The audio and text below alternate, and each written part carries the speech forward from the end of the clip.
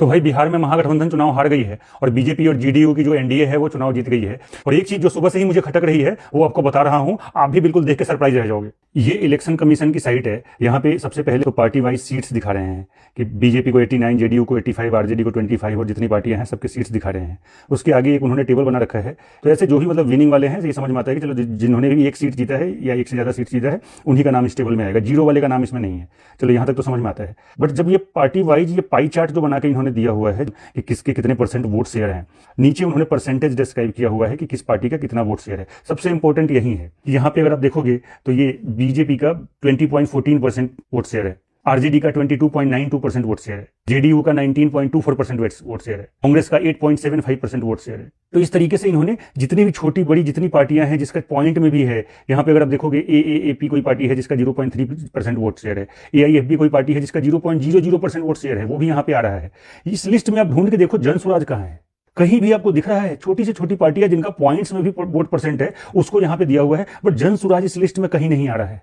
और अगर हम ढूंढना भी चाहे तो जन स्वराज लिस्ट में भी नहीं है और पाई चार्ट में भी कहीं भी, हम सारा क्लिक कर करके देख लो, कहीं भी जन स्वराज का कोई पाई चार्ट में जगह नहीं है। वो कहां है? वो अदर्स में है, 13.90% में। इतने मोटे चंक 13.90% में ही सबसे बड़ा खेला हुआ है, जन स्वराज इसी में इंक्लूडेड है। और इस वीडियो के सेकंड पार्ट में मैं इसका गणित समझाऊंगा, सेकंड पार्ट जरूर देखना।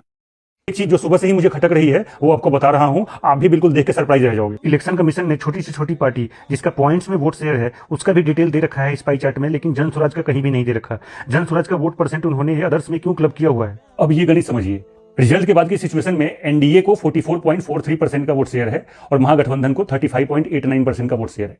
जो महागठबंधन बिल्कुल धूल में मिल गई है और उनको बिल्कुल ही नेग्लिजिबल सीटें आई हैं, इसके पीछे वोट शेयर का अंतर सिर्फ 8.54% है। 8.54% के वोट शेयर के डिफरेंस से कितना रिजल्ट में उलटफेर हो सकता है।